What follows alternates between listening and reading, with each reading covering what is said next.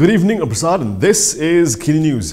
Malaysiakini was summoned by the police today to help them investigate the claims made by their own ex-boss, Hamid Bador. Two Malaysiakini staff spent about 3 hours having their statements recorded by the police over the allegations made by former IGP Abdul Hamid Bador in his last press conference as the top cop in Bukit Aman on April 30th. Malaysiakini Bahasa Malaysia editor Jimadie Shah Othman was questioned for 3 hours, while KiniTV broadcast journalist Vivian Yap spoke to the police for about 2 hours. The statement was recorded by ASP Zaharin Abdul Rahman and Zulsharihizwan Zulkifli from the Special Operations Division of Bukit Aman's Criminal Investigation Department at the Putra Perdana Police Station in Puchong. Jimadie and Yap were among those questioned about the content of Hamid's press conference, the attendance at the event, and details of the news reports and videos published by Malaysiakini and KiniTV. During the press conference, Hamid made allegations of political interference in the police force and corruption in politics. Hamid also took a swipe at Home Minister Amza Zainuddin. Malaysiakini was not informed of what section the investigation was under. On May 6th, the new National Police Chief, who is also Hamid's successor, Akrul Sani Abdullah Sani, said police would open an internal investigation paper into Hamid's allegations. This was a result of 6 police reports being lodged nationwide. Akrul Sani said after the evidence is collected, police will seek the advice of the Attorney General's office to determine what section under which to continue the investigation. Malaysiakini understands that the investigation is still at an early stage. Police did not disclose whether Hamid and Hamza would be called to testify. How many hours did you spend stuck in traffic today, getting to work and back? Let us know in the comments. PDRM isn't messing around with the roadblocks. They're checking every vehicle, so make sure you have a valid reason to be travelling. The 4-week nationwide inter-district travel ban begins today. The police have also stepped up checks at roadblocks, which meant people heading to work today may have spent more time stuck in traffic than they may have liked to. On the federal highway in the Klang Valley, what would usually take about 2 minutes turned into more than an hour for many. On top of that, some employees who are authorized to travel for work have complained that the police and the International Trade Industry Ministry were out of sync on the SOPs. This came after some workers who showed their meaty authorization letters to cops at roadblocks were told they needed to get them stamped by police, despite meaty saying no stamping was necessary. The ministry even went to Twitter to send PDRM a tweet saying meaty's letter for work does not need to be stamped. The permission letter is issued by meaty to employers, who are then required to provide them to their employees. The interstate travel ban was reimposed effective today amid a resurgence of COVID-19 cases. Meanwhile, the Health Ministry reported 3,807 new COVID-19 cases in the country today. A large portion of those cases were reported in the Klang Valley, with Selangor alone reporting over 1,000 cases. To leave or not to leave? That is a question UMNO will have to decide quickly with regard to its role in PN, according to one-party veteran. But before that, if you'd like to see more content like this, check the link in the description and consider being a contributor. The declaration of a state of emergency is the Perikatan Nasional Government's biggest sin, according to UMNO veteran Tengku Razaleigh Hamzah. And if UMNO does not leave PN soon, the party will have to pay the price for the sins committed by Muhyiddin Yassin's government. Tengku Razaleigh told the Malaysian Insight that not only foreign investors, but local investors are also turning to Indonesia and other countries. As a result of this, thousands of jobs have been lost. He questioned why UMNO should bear the brunt of other people's sins. The veteran leader also claimed that the party's grassroots were not happy being part of the PN coalition. The 11th term Gua Musang MP said he also agreed with former Minister Shahril Samad that the party should dispense with the tradition of having the party president installed as the country's prime minister. He pointed out that many developed countries such as Britain and the United States have prime ministers and presidents that do not lead their parties. He said the party president's job is to uphold the party's struggles and promote the party's ideology, while the Prime Minister or President is to lead the country. He added that there's no point having a Prime Minister that is popular in the party but has a bad record and cannot be a role model for the country. Do you want to see Malaysia's COVID-19 situation get as bad as India and Brazil? No? Then Dr. Mahathir Mohamad has advice you may want to follow. Former Prime Minister Dr. Mahathir Mohamad delivered a special message on Facebook this morning as the COVID-19 situation in Malaysia worsens. Hamid said he was informed by officials that the spread of COVID-19 has reached a very serious level in the country as the infection rate soared.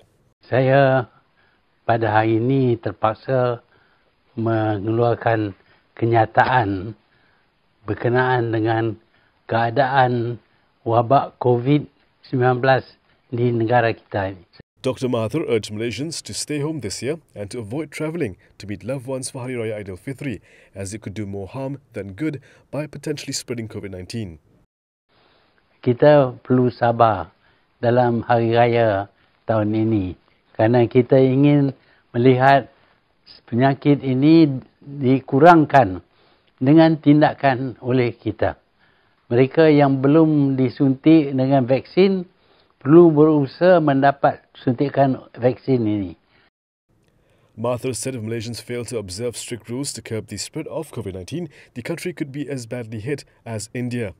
Kalau kita tidak berjaga-jaga, kita akan jadi seperti negara India dan Brazil, di mana ratusan ribu orang mendapat jangkitan tiap hari dan mereka tidak mampu untuk jaga, untuk rawat mereka ini yang jatuh sakit. Dan ramai daripada mereka dibiar gitu saja dan kebanyakannya sudah meninggal. Mahathir also said Malaysians have a choice between Ramadan bazaars or saving lives by curbing the spread of COVID-19. He said he is aware that traders may lose money by not being able to sell at the bazaars, but public safety must be prioritised.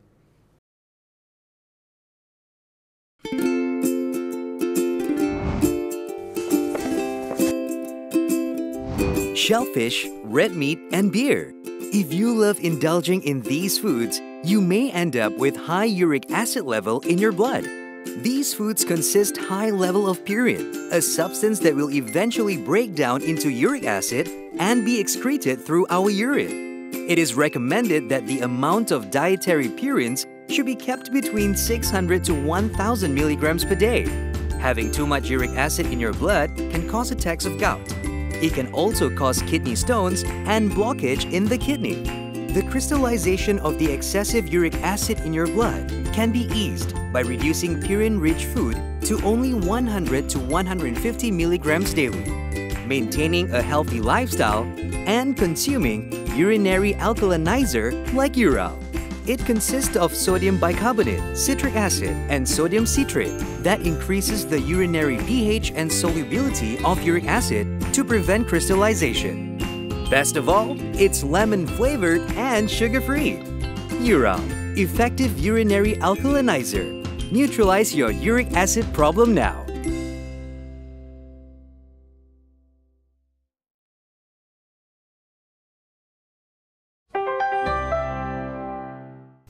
In politics, labels and name-calling is common, but today, Najib Abdul Razak shared why it's important to take those labels with a grain of salt. Former Prime Minister Najib Abdul Razak said his critics often labelled him as a kleptocrat, but according to him, that label is not factual. In an interview on Sunday night at an UMNO Online's Facebook page, Najib said labels were often used by political rivals to disparage their opponents. Hari ini kita tak usah orang kata terpengaruh dengan labeling, ya. Sebab dalam game politik ni, pihak musuh suka menggunakan kaedah labeling. Tapi labeling ini mungkin tidak disertai dengan fakta, dengan kenyataan yang sebenarnya. Ya. Kalau dia kata kita kleptocrat government, apa yang sebenarnya dimaksud kleptocrat? Ya? Siapa yang meraih keuntungan? Najib said despite the allegations thrown against him, those who truly benefited from corrupt practices are slowly being exposed. Kita boleh paparkan fakta ni, kan? Jadi semakin hari semakin menyelah satu yang didedahkan, ya. Sama ada dalam mahkamah ke di luar mahkamah. Hatta sekarang ni bekas ketua polis negara pun dah buat kenyataan cara agak pedas tu. Mengejutkan. Mengejut tuduhan. Maknanya berlaku rasuah di peringkat tertinggi dalam kerajaan ada sekarang ni. Itu masih tak terjawab lagi. Before his retirement, then Inspector General of Police Abdul Hamid Bador urged the MACC to investigate elements of graft in political defections in the country. In his final press conference as IGP, Hamid said while he fights corruption in the force, politicians who party hop have made corruption into a habit.